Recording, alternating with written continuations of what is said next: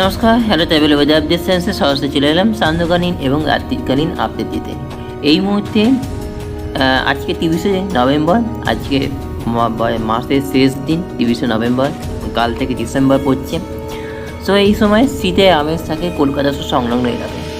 কলকাতায় এই মুহূর্তে শীত উধাও, প্রায় বর্ষার কাছাকাছি বলতে গেলেই ভালো হয়, কারণ কি আজকে সারাদিন বৃষ্টি চলছে এবং অনবরত বৃষ্টি চলবে। আজকে রাত্রি এবং কালকে সকালবেলা অবধি কিন্তু বৃষ্টি চলবে।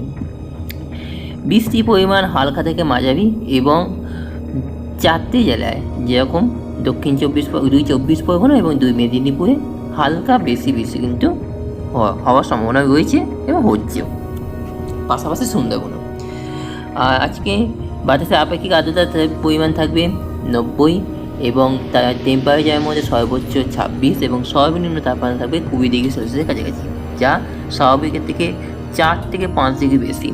কী জন্য হয়েছে সেই কারণ হচ্ছে দক্ষিণ ভারতে এই মুহূর্তে দেখা যাচ্ছে যে ফেঞ্জাল ঘূর্ণিঝড়, যেটা সৌদি আরবে দেওয়া নাম, সেটি এই মুহূর্তে রয়েছে চেন্নাই এবং পুদুচেরির মাঝখানে। আগামীকাল রাত্রিবেলা দিয়ে কিন্তু তার ল্যান্ডফল হবে এবং ল্যান্ডফলের প্রক্রিয়া চলবে 9টা থেকে 10টা এবং তারও আগে হতে পারে। ওয়েদার হিসেবে উইন্ডে যেটা দেখাচ্ছে আমরা দেখতে পাচ্ছি, সেটা কিন্তু আমরা একদম সঠিক আমরা দিচ্ছি, কোনোটাই বানানো নয়।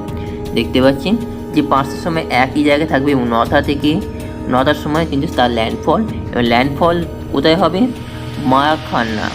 মায়াখানামে ল্যান্ডফল এবং যেটা দেখে নিই, যদি সর্বোচ্চ ল্যান্ডফল যেটা হবে 9টা থেকে 10টা নাগাদ, সেটা দেখে নিই, তাহলে মায়াখানামে কিন্তু তার ল্যান্ডফল হবে। এবং তাই এই মুহূর্তে গতিবেগ যদি চলে যায় এই মুহূর্তে 6টা বাজে, গতিবেগ যদি চলে যায়, গতিবেগ এই মুহূর্তে রয়েছে 67 থেকে 68 কিলোমিটার পার আওয়ার। মানে ঘূর্ণিঝড় রয়েছে এখনও 67 কিলোমিটার, যেহেতু আমরা 50 কিলোমিটার বা 52 কিলোমিটারের ওপরে থাকলে কিন্তু আমরা সাইক্লোন রূপে আমরা ধারণা করি এবং তার নাম দেওয়া হয়, এবং এক্ষেত্রেও কিন্তু সেটা নাম দেওয়া হয়েছে ফেঞ্জাল, যেটা সৌদি আরবে দেওয়া নাম। সো এই মুহূর্তে 67 কিলোমিটার পার আওয়ার বেগে কিন্তু হবে, এবং যখন ল্যান্ডফল হবে তখন তার গতিবেগ যদি চলে যায়, তখন গতিবেগ কিন্তু একদম কমে যাবে 58 কিলোমিটার পার আওয়ার, এবং সেটি আরও কমে যাবে। সেটি যে সর্বেক থেকে কিন্তু ল্যান্ডফল একটু শক্তি বাড়িয়ে 63 কিলোমিটার বেগে কিন্তু ঘূর্ণিঝড় আছড়ে পড়বে পুদুচেরি, কিংবা আপনারা বলতে পারেন পন্ডিচেরি। সো এই হচ্ছে তার আপডেট। এবার আমি চলে যাই একেবারে স্যাটেলাইটসে। এই মধ্যে দেখা যাচ্ছে যে অলরেডি কিন্তু যা মেঘ, যা সেন্টার লাইন, সেটা কিন্তু পুদুচেরির মধ্যে দিয়ে কিন্তু বেরিয়ে গেছে, এবং ব্যাঙ্গালোর, এদিকে চলে যায় কোয়েম্বাটা, এদিকে চলে যায় আপনার তাজভি, এদিকে কেরল, কর্ণাটক, সব জায়গায় কিন্তু আজ বৃষ্টি হচ্ছে। সঙ্গে রয়েছে আমাদের ওয়েস্ট বেঙ্গলেও কিন্তু বৃষ্টি হচ্ছে, কিন্তু কলকাতার আকাশ আজকে রাত্রির থেকে কিন্তু পরিষ্কার হয়ে যাবে। তার কারণ এই মুহূর্তে স্যাটেলাইটে যেটা দেখা যাচ্ছে খুব ছিটে ফোটা মেঘ, এবং তার যে ল্যাজের ঝাপটা সেটা কিন্তু অলরেডি কিন্তু চলে গেছে ধানবাদ সাইডে। তার জেরে কিন্তু আজ সন্ধ্যের পর থেকে বা রাত্রিবেলা থেকে আকাশ পরিষ্কার হতে শুরু করবে, এবং কালকে হয়তো আপনারা দেখতে পাবেন রোদ ঝলমলে আকাশ। এই চলে যাই একেবারে রেন অ্যান্ড থান্ডার্সে যদি চলে যাই, রেন অ্যান্ড থান্ডার্সে এই মুহূর্তে দেখতে পাচ্ছি যে বৃষ্টি কিছুটা কম আছে। ছিটেফোঁটা বৃষ্টি রয়েছে হলদিয়া, খড়গপুর এবং কলকাতা সহ চন্দ্রনগর, এবং সেই বৃষ্টি চলবে আজকে রাত্রি 9টা অবধি বৃষ্টি চলবে, এবং সেই বৃষ্টি কিন্তু আস্তে আস্তে চলতে কিন্তু রাত 3টে 3:30 নাগাদ কিন্তু সেটি কিন্তু আস্তে আস্তে কিন্তু কমে যাবে। কালকে রোদ ঝলমলে আকাশ দেখতে পাবে কলকাতা সহ সংলগ্ন এলাকা। সো আজকে তাহলে এই পর্যন্ত। হ্যাঁ, টেম্পারেচার দিয়ে আমরা যদি দেখি, হ্যাঁ কোনো নিম্নচাপ বা ঘূর্ণাবর্ত রয়েছে কি না, এবং পরবর্তী যে ঘূর্ণিঝড়ের নাম সেটাও আমি পরবর্তী ভিডিও আমি দেবো, এবং পরবর্তী কোনো নিম্নচাপটি, হ্যাঁ আরেকটা দেখিয়ে দিই, এই নিম্নচাপটি কিন্তু ব্যাঙ্গালোর হয়ে সেটি কিন্তু আরব সাগরে শক্তি বৃদ্ধি করবে, এবং ব্যাঙ্গালোর সাইডে যখন হবে তখন তার যেটা মেন যেটা দেখা যাচ্ছে যে যাচ্ছে কি দেখছে, হ্যাঁ মেন যেটা দেখা যাচ্ছে যে আগামী 2 তারিখ 3 তারিখ নাগাদ কিন্তু সেটি কিন্তু আরেকটুখানি শক্তি সঞ্চয় করছে এবং তারপর কি ঘূর্ণিঝড় হওয়ার সম্ভাবনা রয়েছে প্রায় 60 কিলোমিটার পার আওয়ার্স বেগে, কিন্তু 67 কিলোমিটার পার আওয়ার্স বেগে কিন্তু আবার কিন্তু সক্রিয় হতে চলেছে আমাদের আরব সাগরে।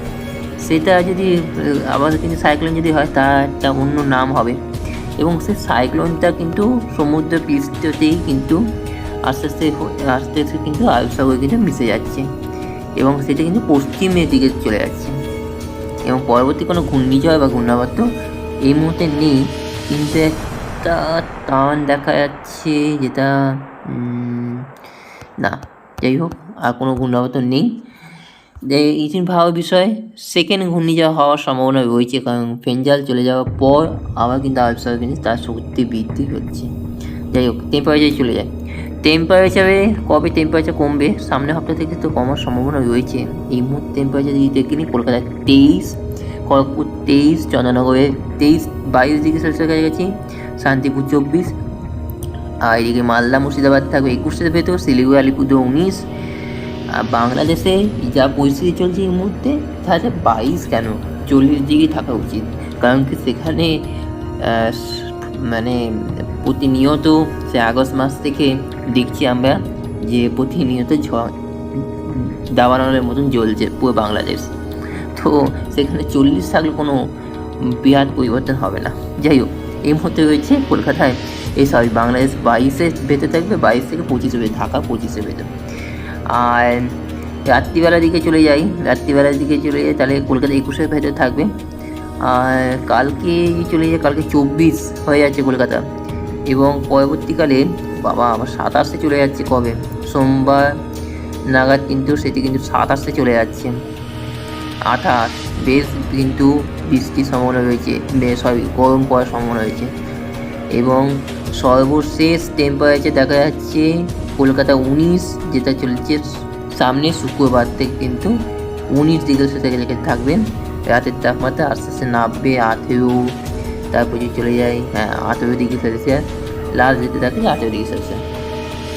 সো আজকে এই পর্যন্ত, থ্যাংক ইউ সো মাচ সবাই বাজার শুনবেন তেমন travel with update option subscribe করবেন, ভিডিও ভালো লাগলে লাইক শেয়ার কমেন্ট বক্সে গুরুত্বপূর্ণ মতামত জানান। থ্যাংক ইউ সো মাচ সবাই বাজার শুনবেন, আপাতত টাটা।